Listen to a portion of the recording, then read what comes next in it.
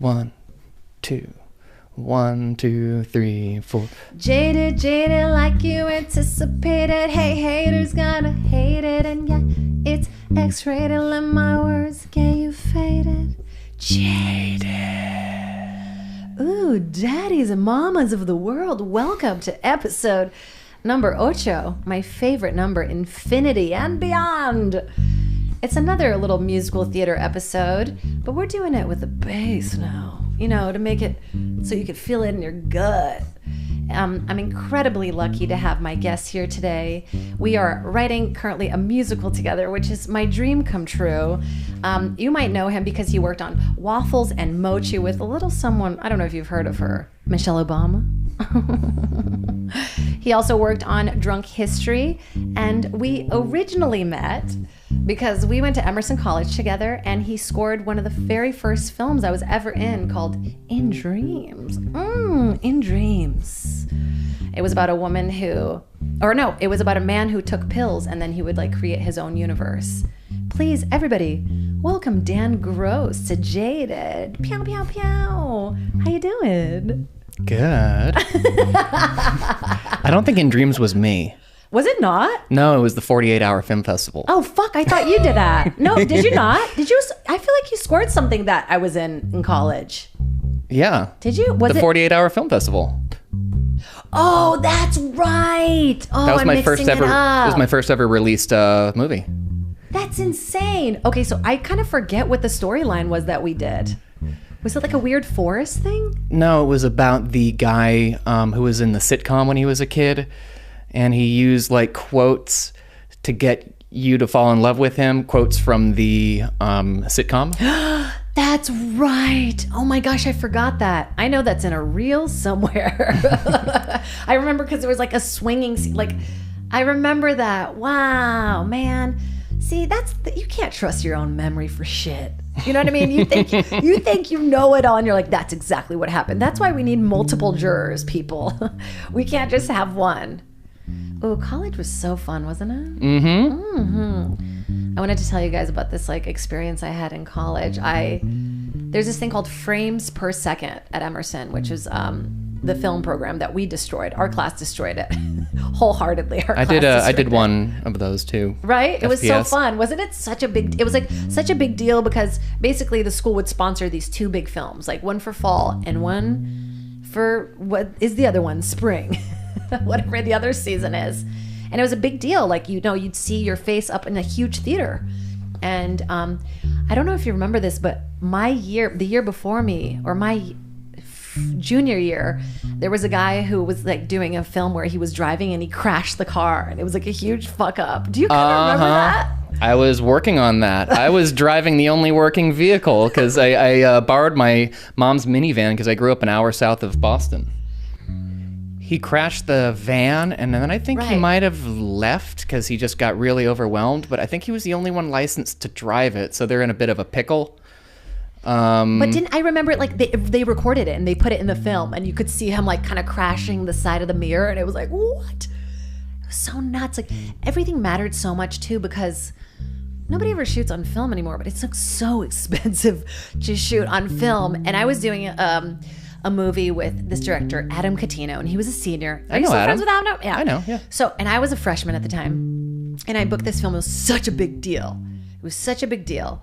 I didn't have a lot of scenes in it, except this one really important one where I'm killing someone, and they want to shoot it from underneath, you know? They're like, ooh, we're going to shoot it from underneath, and you're going to be like slashing away, and then, you know, blood's going to be splattering all over your face. And it was like when I was still at Emerson and like took acting very seriously. And so, you know, I'm preparing myself, like doing all the breath work, like, you know, and I finally go to do it, and I just can't like hit the little thing of blood underneath. So they're like, okay, we're going to have somebody hold it. And I'm like, what do you mean you're going to have somebody hold it? This is a real hatchet. Like, I had a real hatchet in my hand. And they're like, Adam will hold it. Adam, the director, will hold it. So he puts on a workman's glove, and he's like, I'm just going to hold it under here. And I'm like, I'm probably going to cut you. He's like, let's just do it. So I go and I'm slashing, and on like the 3rd slash, I feel my hatchet go like rip through the glove. And I look at one of the producers, and it's film, so they can't like really cut it together. They're like, keep it rolling. And I'm like, like blood's coming out. I'm just getting splattered. And then With like real blood too? They're like, no, well, no blood, real blood is splattering at me. Like fake blood is splattering all over my face. And then they call cut and he's like, oh, and he takes out the glove and he's just bleeding like profusely from his hand. No. And I was a freshman. And I was like, I'm never gonna work again. Never gonna work again. I'm done in this town. That's kind of a cool song. I gotta pick up hooking. I'm done in this town. I cut this guy's hand and now I'm done. But Adam and I are still like super close. So it was Adam's hand. Yeah, it was Adam's hand. And he still has like a little scar there, which is pretty crazy. What are you going to do? I tried to do like a little bit of a episode about misogyny and like taking back my woman power. And then I just like couldn't even get the words out. It's so fucking embarrassing. I was like, what am I even doing? But speaking of women, I'm out of breath from chasing my fucking dog. Speaking of women, I like to highlight a female business on every episode. And this is Vera Meat. Look how cool this is. She's this Russian chick. I think she's Russian. She's this cool chick in New York. But I thought this would be an exciting episode because since Dan is here, I wanted to pull out some college stories. I don't know if you ever did this, but when I came back from the castle, so Emerson has this castle. I've talked about it. Did you do the Broad program? I went to Berkeley. Oh, yeah. There just weren't any film projects or a lot of girls when I was there. At Emerson, you mean? No, at Berkeley. At Berkeley, so I was just, and also all my roommates were Emerson too. Yeah, so you're like, fuck that. Mm-hmm. But there's a program, and you go to this castle, and that's really cool. But when we returned, Emerson didn't have any dorms left. They're like, where do we put these college kids? Oh, the DoubleTree. They put us in the DoubleTree. And it was like, it was the most exciting. I just like face fucked the mic. I was like, it was the most exciting thing. Cause one, you'd show up and you'd be like, yes, I do want a warm chocolate cookie. Yum. Oh, they had free food in the lobby? Yeah, they'd have free food. There was a maid that came and cleaned my room. Oh my Mondays God. and Wednesdays. We also rigged it so that we could, anytime somebody ordered a porn, we could see it. It was so exciting. And then on top of that, one of my friends, like one of the college kids, slept with one of the dudes who worked the lobby, like who was like one of the frontmen for the DoubleTree. What is like they're in a band? Oh, me, I'm the frontman for the DoubleTree. So we like kind of blackmailed him. I know that sounds horrible, but we were like, it wouldn't sound good if they found out that you slept with her. So we basically just would go into like their closet of minibar accessories and would just have backpacks full of like tiny little liquor bottles, and God, we ran that place rampant. It was one of those courtyards, like the DoubleTree courtyard. Ooh, what's something faster with that? Like, let's see if we can get a song going with the DoubleTree. Everybody come out. The DoubleTree's in town tonight. Ooh. You guys want warm cookies? You want free porn in your hotel rooms? This is the place to be. Oh, DoubleTree. You can be free at the DoubleTree. Showers and maids twice a week. Just don't live there forever, cause it's weird if you live in a hotel room as an adult. But it was cool, like, so it was a courtyard, and when it would snow, the middle of the courtyard would just be all snow, and we just jump from our windows into the snow, just get wasted on tiny bottles of alcohol. Are you guys the reason that hotel windows don't really open more than an inch? We are the reason. By the way, doesn't that bother you so much? As a pothead, when I'm on the road, I just want to smoke weed from my own hotel room and not feel like I have to blow it into the toilet. Just turn the shower on and close the trick? door. I just have a weed pen now. All right, I get a little stuffy when I smoke real weed, indoors at least. That is the most Jewish thing you've ever said. Yeah, I just get a little bit stuffy when I smoke that weed on the inside. I feel like I sounded a little stuffed up when I said it. You did. All of a sudden, whenever you talk about being stuffed, you get stuffed. I mean, my allergies, they kind of make me talk like this. I didn't even understand what allergies were until I moved to LA, and I was like, oh, I can't open my eyes today. Is that the depression, or is that the allergies? Do I just not want to wake up? Yeah, or is it I'm the hangover? But yeah, Emerson was just like such an incredible, amazing experience where everybody like did so many drugs and they were creative and it was so cool. But I never really like fucked with drugs. I did mushrooms for the first time when I was at the castle. That was like just an incredible fun experience. You know, everybody had toast with Nutella covered in mushrooms. Where was the castle again? It was in Vel, which is a tiny town about an hour from Amsterdam and Rotterdam. And Rotterdam is fucking sick. Well, yeah, I remember it was the one. How did they have a castle? What college owns a castle? They own a castle. They owned a castle and it had peacocks. I would be woken up. They had a moat. It was like a real legit castle. I mean, was it that to prevent burglars or? Oh yeah, it was just all the people trying to rob us and the peacocks would be like, no, you can't. Also, peacocks are dicks. They're dicks. You think they're majestic, beautiful, like animals. They're not. They're feisty. Because everybody's trying to take those feathers. Oh, I thought you said like, oh, they have dicks. I'm like, I know that there's like some birds that have penises. I just didn't know if like. Are there? Yeah. Do you know duck penises are super long? They like unravel out. They're like this long. Oh. Duck dicks. Duck dicks. It's an adventure and duck dicks. They roll out. It's really crazy. Duck dicks. But yeah. I don't even know where I was going. Oh yeah, the peacocks in the moat, and it was in this tiny town called Vel, where it was like population, maybe like 200, like really tiny town, and everybody's lawn in the Netherlands is very manicured. They all look like these tiny little hobbit houses, and God, I love Dutch people. Dankjewel, alsjeblieft. It was just the most fun time. I was just drinking brown beer and hanging out, going to college, seeing art, but I was kind of nervous, so I only did mushrooms that one time, and then I came out to LA and, did drugs because why not? And this one opportunity came up. This one comic, Tess Barker, was like, you know what? I want to do mushrooms and go to the Price is Right. Like I have a friend who works there and I want to get a big group of comics. We're all going to go to the Price is Right. And my ex and I at the time were like, oh, I don't know. It was like on a Monday morning, by the way. Like, I don't know. Do we want to do How early? this? It was like, you have to be there at like 10. That's not so bad. And we weren't going to go. We were like nervous about going because we were tired and partying a lot the weekend before. But then we like saw her Sunday night. She's like, you guys are coming, right? And we were like, So we show up kind of late. The limo's already there. So everybody's kind of packing onto this limo. So she gets this limo. It's That's like fun. And it's like all these big comics, all these fun people, all kind of like Barbara Gray, Parna. It was like, such a fun group. And I was so excited. And we wanted to catch up. So we got there and we shared a bagel, just half a bagel. I had half of a half, but just covered in mushrooms.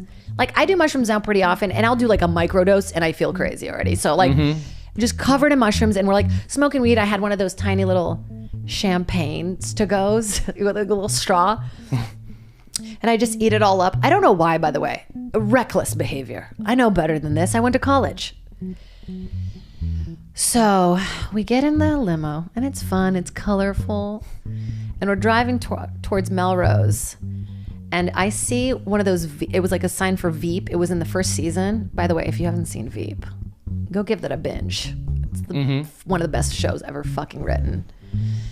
I look up at the Veep sign and her smile is just getting like wider and bigger and weirder. And I'm like, it's not right. I'm already tripping and it's been like minutes, I feel like, since I've gotten there. So we get to the Price is Right. And I don't know, a lot of people have you gone? Have you ever gone? No.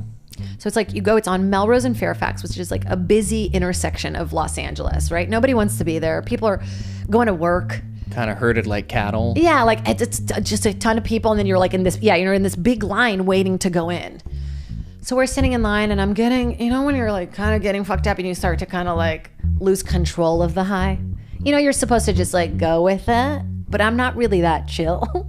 So I was like starting to kind of fight it and started to kind of panic. And I told my ex, like, look, I'm just going to walk over there. And he's like, no, I'm coming with you. Next thing I know, I'm passed out and I wake up and I'm at like a bus stop, like on the corner. And I look up and I see this woman walking by and she's crying tears of blood. And I'm like, oh, fuck, this is really, really bad. I have to go. So we get in the taxi and I am just like, I'm seeing have you ever had a super, like, it gets so, I don't want to deter people away from doing mushrooms because they're the best, but I was having like the worst trip of my life, and I could feel it, and it was just coming in these waves, and every time I closed my eyes, I would just like see rape and death and my family being murdered. And then we get home and I'm just projectile vomiting, you know, and every time I look in the mirror, my head is shrunken, just a tiny shrunken head. Like, have you seen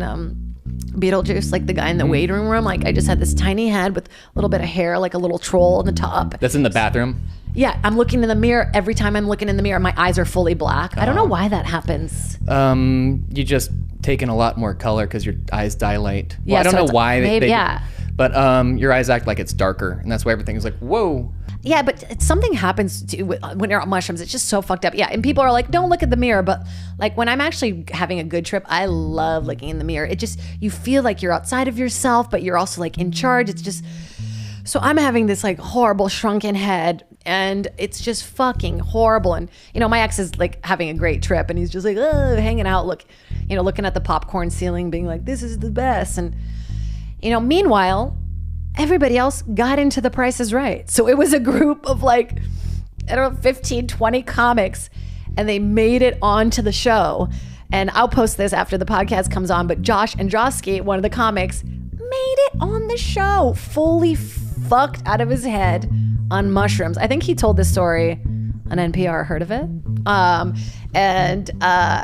He ended up winning a brown diamond ring, which is like, I think worth thousands of dollars. But it was when Drew Carey was the host, and Drew's like, well, what do you do? And he's like, I'm a skateboarding rabbi. And then everybody that posted the video was like, comic stoned. I was like, he's a little more than stoned. But it's funny that the best day of his life, like one of the best days of his life, was literally one of the worst days of my life. That would have been so surreal and funny had you not been having a horrible trip. I overdid it. That's the problem. You can't do, it's like that good old story, you know, like age as old as time story, where it's like, I didn't feel anything, and then I just had one tiny more little bite. And that's when I saw my dad in the mirror. Do we got eyes on the dog? Yep. Oh, cool. She didn't escape. Yep. That's good. She's resigned to mope. I know. You know, I feel like and this is not against people that are, what's it when you don't drink or smoke? What's it called? I'm kidding. What's it called? Sober? No, not sober, but like straight edge. Yeah. Look, I'm not knocking it, because you know what? Some people have addiction in their family and blah, blah, blah.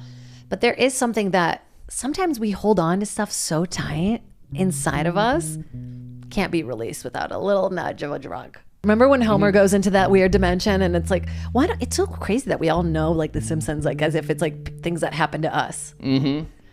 The one memory I always think of when I think of The Simpsons is the three-eyed fish that was like the poisonous one. Remember the puffer fish that was like a poisonous?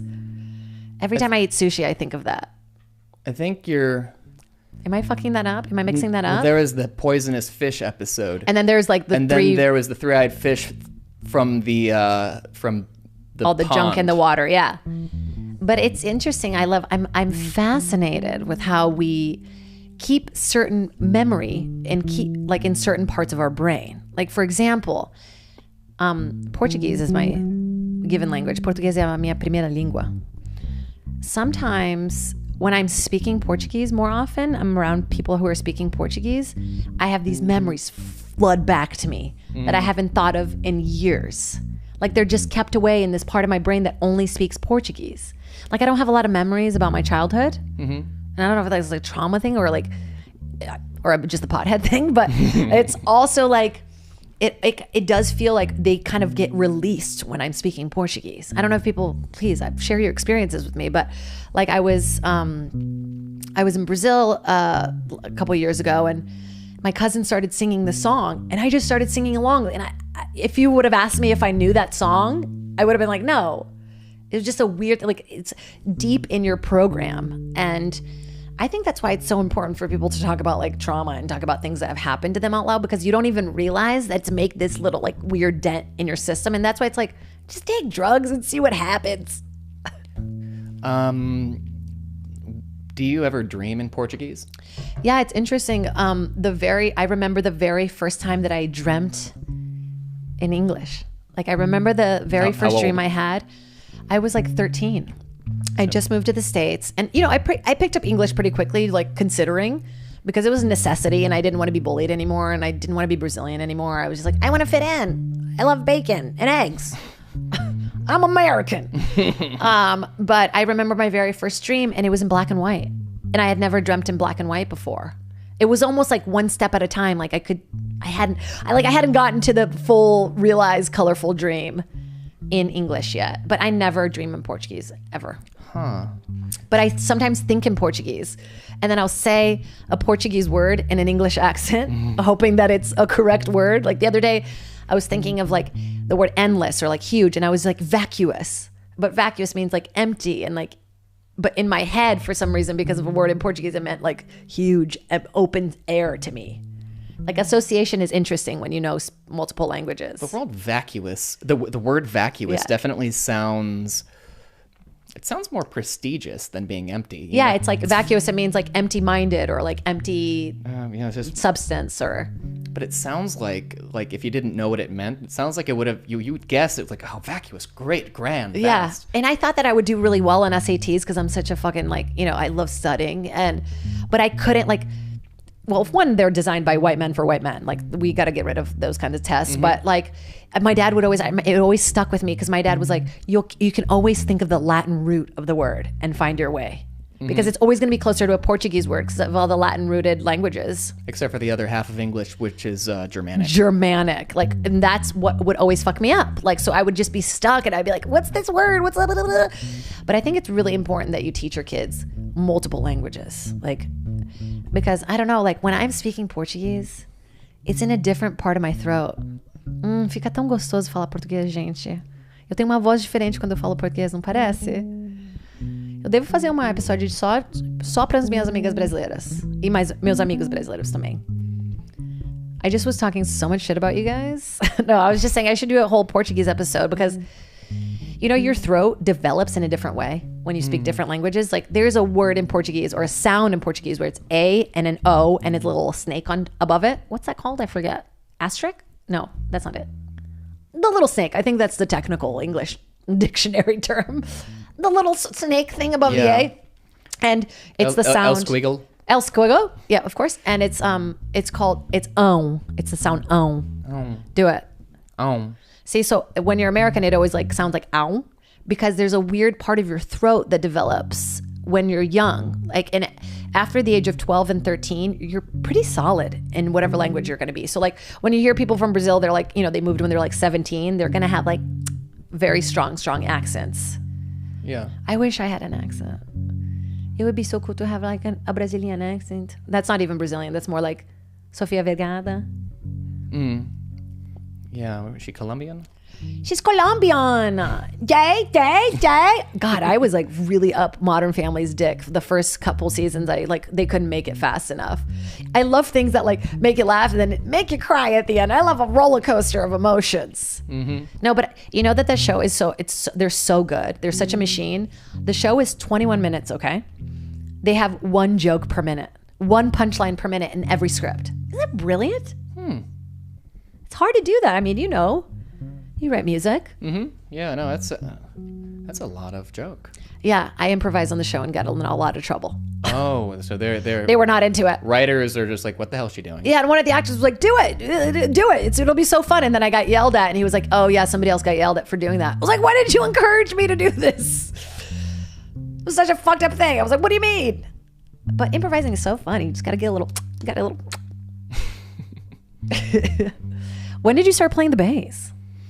Wait, what was your first instrument that you started playing? I started playing piano when I was like 4 or 5. I just started picking it up. I came out of a synagogue and started playing a song I heard.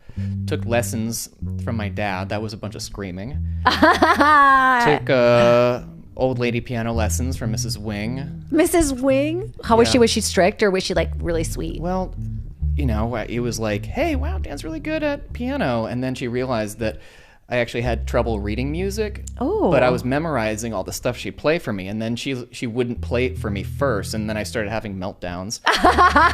Yeah, because you'd get away with learning, like you kind of just would get away. Yeah. And then I quit, at the end of 4th grade, and then I started playing like all the time and teaching myself over there.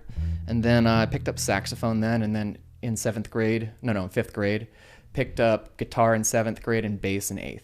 God, like I didn't even speak English then, and you were like already playing 5 instruments. And I think there's another part of your brain that also opens up when you play music that you don't hear. Like, I mean, music, comedy, anything artistic is so subjective, and so much of how you're raised and what you're exposed to makes you available to like things. Isn't that interesting? Like men that are just, or like, people that are just very small-minded and just like one brand of thing, they just weren't exposed. Like they don't have the taste buds. Like when you're a baby, you're supposed to be like eating like pickles and olives and stuff like that. Well, not a baby, when you're allowed to do solid foods, because you create these taste buds. Yeah, I mean that's why some people I've even worked with, like fantastic musicians, I'll show them like a Broadway song and they're like, what the fuck is this?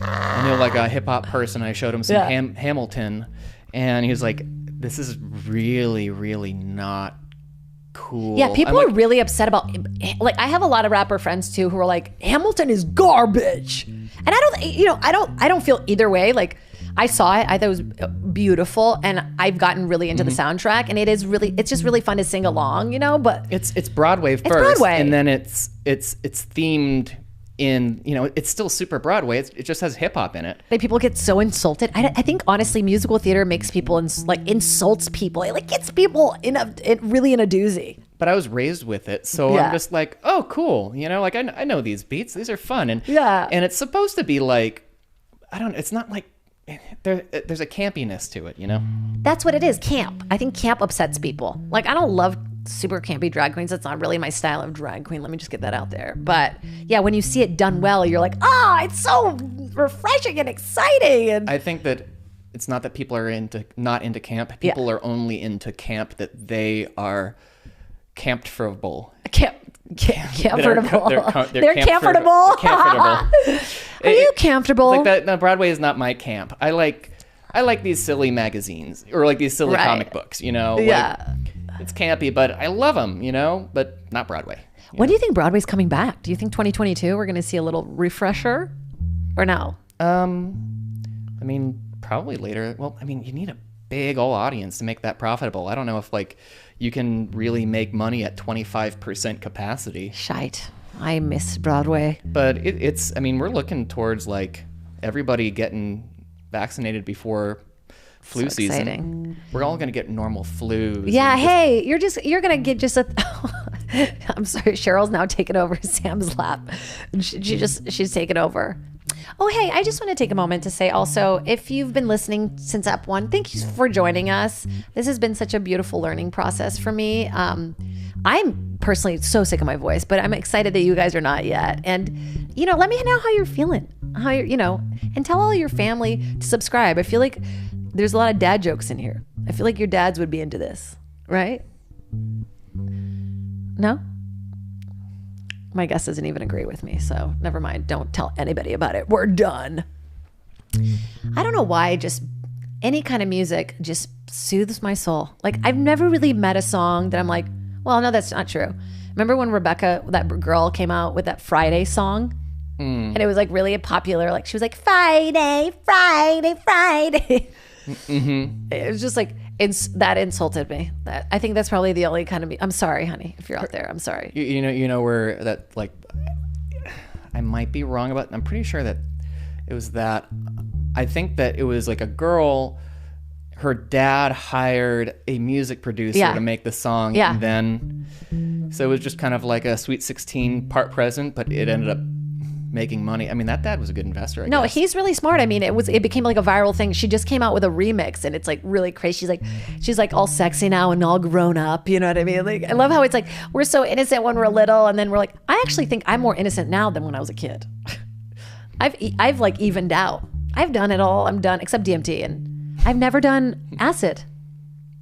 I feel like I'm too scared of acid. I'd like to try it in like a safe environment. Like the other day I found through a friend had posted about doing therapy with mushrooms, like a mushroom therapy guy. And I was so excited. I was like, finally, this is what I've been looking for, where, you know, he does a few sessions with you, gets to know your trauma, and then he monitors when you do mushrooms, and it's all in a capsule. And this guy's really selling it for me. He's saying all the right things. He said horoscope a couple times, got me real excited about that. I was like, I'm horny for signs. Let's do this. And then he's like, and it's $2,000 for the first session. And then it's like $5,000 every time you do, like, it was just like a ridiculous amount of money for someone who's like, you know what I mean? Kind of traveling into like the unknown. It should be sort of, I don't know. I mean, I understand it's his business, but I was just like shocked. There's going to be a lot of rich people who are like, wait, so $500 for your services and the mushrooms are $4,500? Like, is that how they always cost? Like, yeah, and they're very hard to find. Yeah, they're super hard to find. Mushrooms are hard to find. And you're not going to be, and he's like, you know, like unselling me on all the other experiences. Like, hey, if you went to Peru, you know, and you did ayahuasca, you'd be puking all over yourself. Not here. No. Not here, you know, and we could talk it out, and he sends you this thing, this questionnaire, where you have to like really, you know, take your time. And I'm like, so wait, I have to pay you thousands of dollars and do fucking homework on top of it? This doesn't sound very healing to me. Just go to the fucking desert camping. Like, that's like what it's designed for. No, I know, but I do want to have like because I'm a little bit of like a control freak. So like, if I'm in my own environment where I'm like taking care of things, like I need somebody to be not on drugs. You know what I mean? Like I need somebody to be like kind of helping me through it. If you're that guy, like give me a call. Every time you do them, you need to have somebody sober? No. I think I'm overdue for like kind of one of those trips where like, you know, you see some stuff and you kind of feel it for a couple. I love like the hangover mushrooms where you're like, all right. You know, you just have this like little leftover happiness. Like, yeah, life's not that bad. Like, you know, I'll have more than one Patreon one day. Also, hopefully by now I have more Patreons. But again, another shout out to whoever it is. If it's my dad with a different name, I don't care. Thanks, Dad. But yeah, wow, this kind of became like a weird drug, like the weird druggy drug. And you know what's the one drug that I like cannot stand? Alcohol. Fucks me. I mean, I'll have a couple drinks.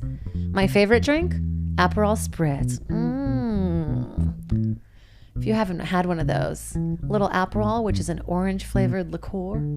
You add a little soda water, add a little champagne, a little orange slice, and it's just refreshing, and it sneaks up on you like a bitch. You know, you're like, I thought we were just gonna have dinner, and now we're wasted, stumbling home. But yeah, alcohol, I've always had a really weird relationship with it. It's not good for me. It's just like, my body doesn't digest it well. Like if I have like 2 or 3 drinks, I'll be like blackout. And my fascination with drinking is like, when you're blackout, right? People are like, that's really when the truth comes out. I disagree. I think that you're just actually fucking blackout and you're like on a weird supply of like barely getting through.